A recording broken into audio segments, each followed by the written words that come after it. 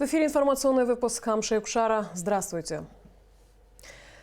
Электроэнергия из Российской Федерации поступит в республику в ближайшие дни. Об этом сообщил вице-премьер-министр экономики Адгур Ардзинба на состоявшемся 31 января заседании Кабинета министров.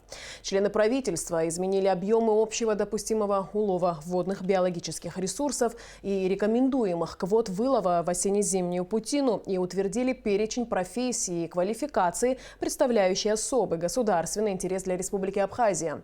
Подробности в репортаже Алики Трапш. Перед тем, как начать рассмотрение вопросов повестки дня, премьер-министр Валерий Бгамба обратился к министру экономики, чтобы он доложил о результатах переговоров с российской стороной по поводу перетока электроэнергии. Как сообщил Адгур Ардзинба, сроки реализации договоренности были затянуты в связи с внутриполитическими событиями в нашей стране, а также расстановок в правительстве России. Но уже в ближайшие дни вопрос будет решен.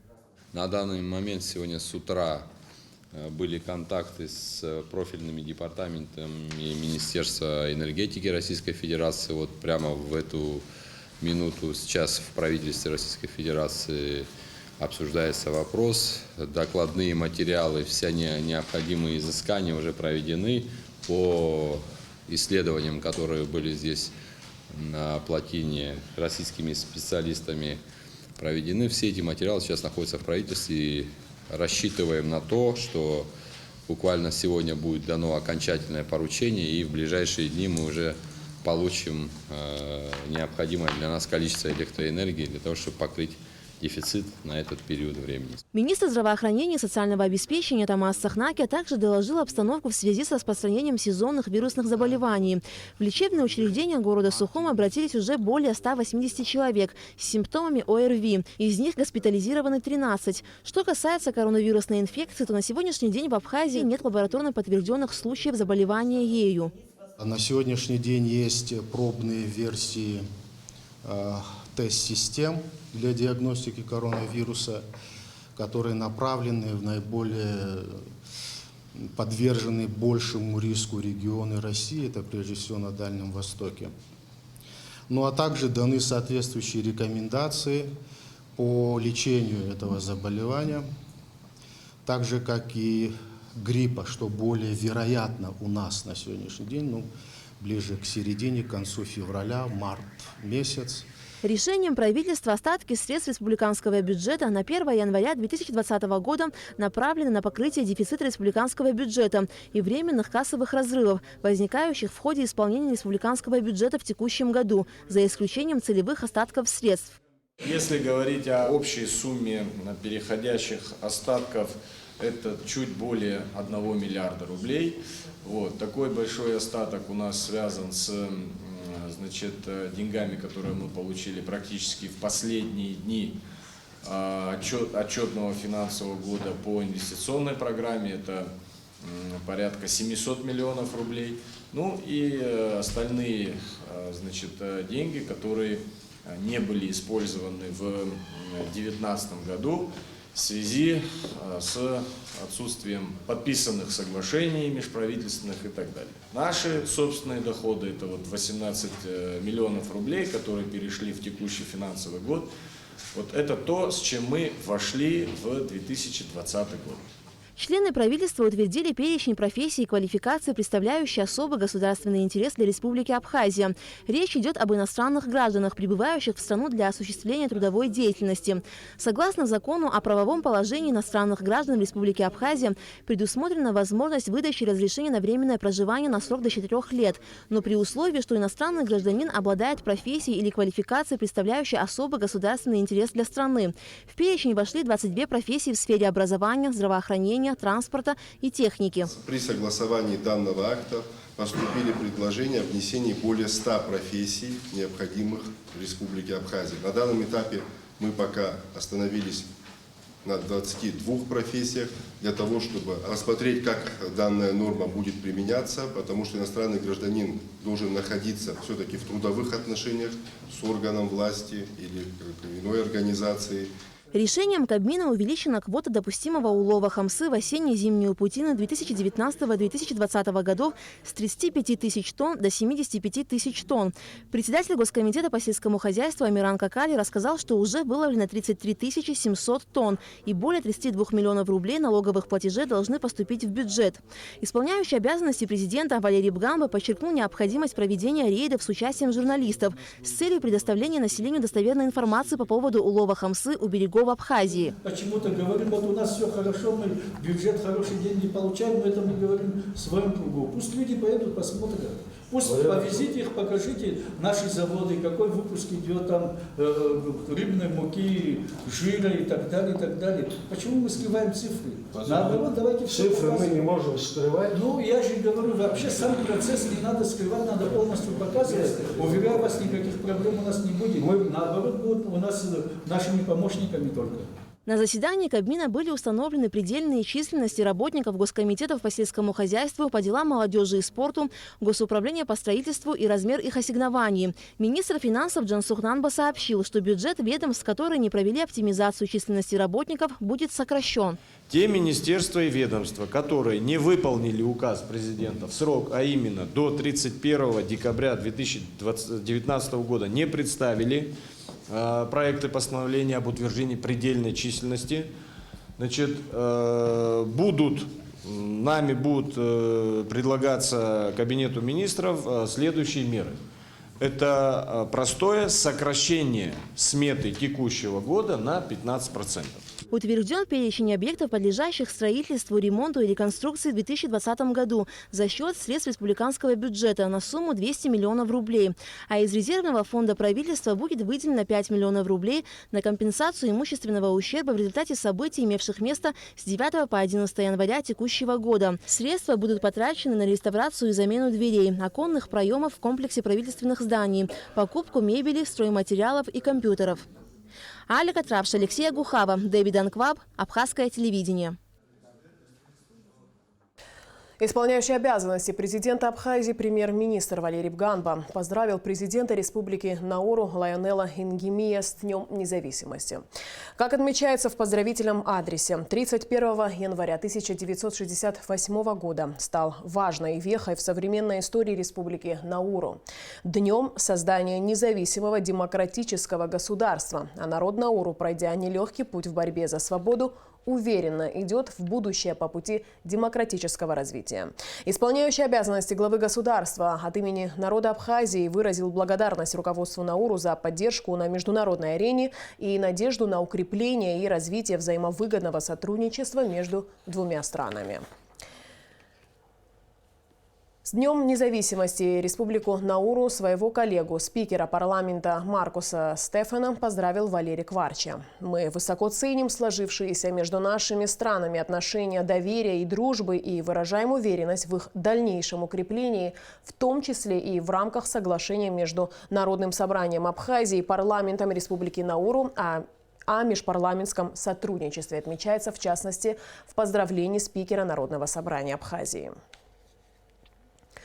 Председатель ЦИК Абхазии Тамаз Гоги дал интервью нашему каналу, в котором рассказал о предложениях по внесению поправок в выборное законодательство, направленных Центральной избирательной комиссии в парламент, и прокомментировал появившуюся в некоторых СМИ информацию по поводу иска, якобы направленного ЦИКом в Верховный суд. Смотрите интервью после выпуска Амши Кушара. Сейчас небольшой отрывок из него. В обществе везде и в социальных сетях зачастую искаженная информация доводится до граждан Республики Абхазия. Я хочу поставить точку над этим вопросом, чтобы было всем четко, ясно и понятно. На сегодняшний день никакого иска в суде от Центральной избирательной комиссии нет. Вся необходимая информация, которую мы должны по закону и иначе выкладывать в СМИ, выдавать для общественности, для общего обозрения, она выкладывается или на нашем сайте официально, по нашему регламенту принятому, то есть сайту Центральной избирательной комиссии существует, а в первую очередь это Республика Абхазия и Абснепресс, и Абхазское государственное телевидение. Все остальные социальные сети, тем более, или коммерческие какие-то СМИ, они могут получать, конечно, мы не ограничиваем их в получении данной информации, но прежде чем ее получить, прежде чем что-то публиковать, я обращаюсь еще раз с просьбой ко всем представителям СМИ, пожалуйста, быть очень аккуратными и очень осторожными. Каждое слово имеет значение. Вы прекрасно понимаете, сегодня обстановка в стране не совсем спокойная, мы так будем говорить. Мы хотим, чтобы была стабильность. Мы все граждане своей страны, патриоты своей страны. Никто не хочет никаких эксцессов. Мы все хотим, чтобы было наконец-таки всем хорошо и правильно, и красиво. Ни другого нет ни у кого абсолютно. В Генеральной прокуратуре Абхазии состоялось расширенное координационное совещание правоохранительных органов республики, на котором были обсуждены вопросы недопущения нарушений законов конституционных прав граждан в процессе избирательной кампании по выборам президента. По результатам совещания было принято постановление, согласно которому МВД и СГБ поручено усилить работу по обеспечению общественного порядка и общественной безопасности на период избирательной кампании и принять соответствующие ведомственные организационно-распорядительные акты по организации охраны и усилению безопасности на избирательных участках и в Центральной избирательной комиссии. Руководителям территориальных подразделений вышеназванных ведомств также необходимо создать рабочие группы для оперативного реагирования на нарушения закона в сфере законодательства о выборах, оперативного анализа поступающей информации, организации взаимодействия с органами прокуратуры, избирательными комиссиями и органами исполнительной власти. Усилить работу в области оперативно-розыскной деятельности, направленной на выявление и пресечение попыток нарушения избирательного законодательства. С полным текстом постановления можно ознакомиться на официальном сайте Генеральной прокуратуры Абхазии. 25 лет назад в Абхазии указом первого президента Владислава Гардзенба было создано государственное информационное агентство «Апснепресс». У истоков его становления стояли такие известные журналисты, как Беслан Гурджуа, Манана Гургулия, Руслан Хашик. За прошедшие годы агентством проделана колоссальная работа. Собрано множество интереснейших материалов, написано тысячи статей. Об истории создания, целях и задачах. И о сегодняшнем дне «Апснепресс» наш следующий репортаж. Основной задачей созданного в 1995 году Государственного информагентства была подача оперативной и достоверной информации. Несмотря на экономическую и информационную блокаду, в которой жила страна, в то время журналисты Апснепресс оперативно работали, преодолевая трудности и невзгоды. Правду о событиях, происходящих в Абхазии, многие узнавали благодаря работе корреспондентов Апснепресс. За годы существования ими написаны тысячи статей, собрано и опубликовано множество интересных материалов. Сегодня в Апснепресс работают молодые талантливые журналисты. Я пришла в Апснепресс в 2014 году, будучи студенткой 3-го курса. Я помню, как я пришла сюда, поднималась по лестнице в это здание. Это было очень волнительно. И когда я пришла сюда, посмотрела, увидела всю работу, как это все происходит, и мне стало интересно. И, естественно, я тут осталась уже. Достоверная подача информации – главная задача информагентства. Елена Полуян работает в Апснепресс более 5 лет.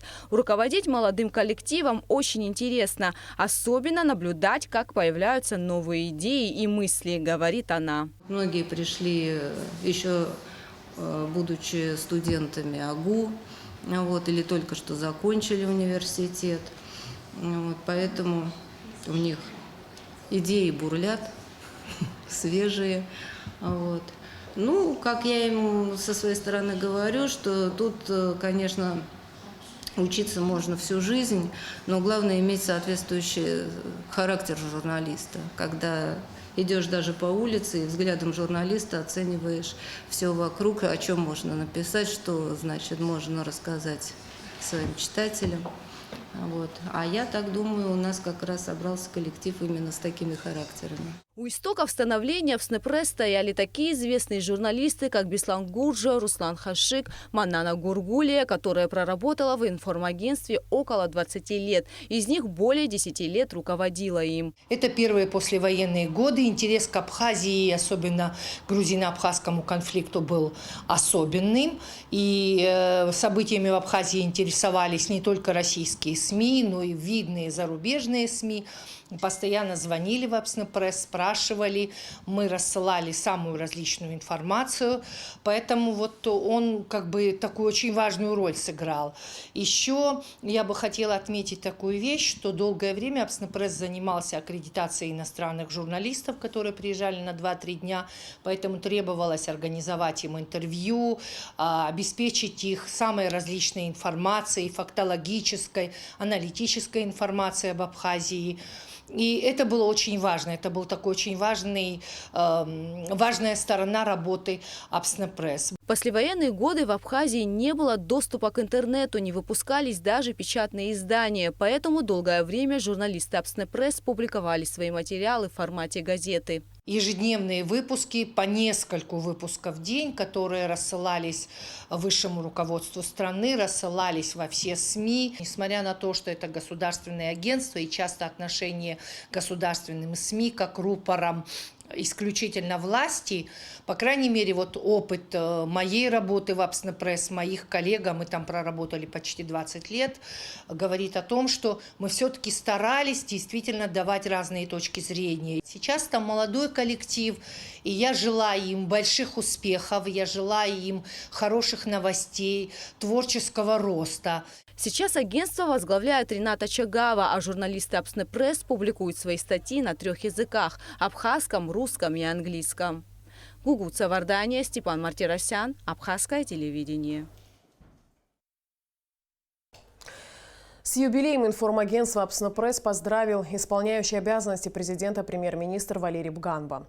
В поздравительном адресе Валерий Бганба выразил благодарность всему коллективу за ежедневный труд, благодаря которому развивается информационная система, обеспечивающая жителей Абхазии актуальными новостями. На площадке дискуссионного клуба Всемирного Абхазо-Абазинского конгресса состоялась встреча, на которой были обсуждены проблемы экологии и защиты окружающей среды. Подробности в репортаже Эсмы Гуланзе. Проблема экологии и защиты окружающей среды является одной из самых актуальных. Она объединяет множество людей разного возраста и рода занятий. Стало приоритетным благодаря вам и благодаря запросам населения. Мы проводили анкетирование перед тем, как приступить к работе клуба, и самое популярное было именно это направление.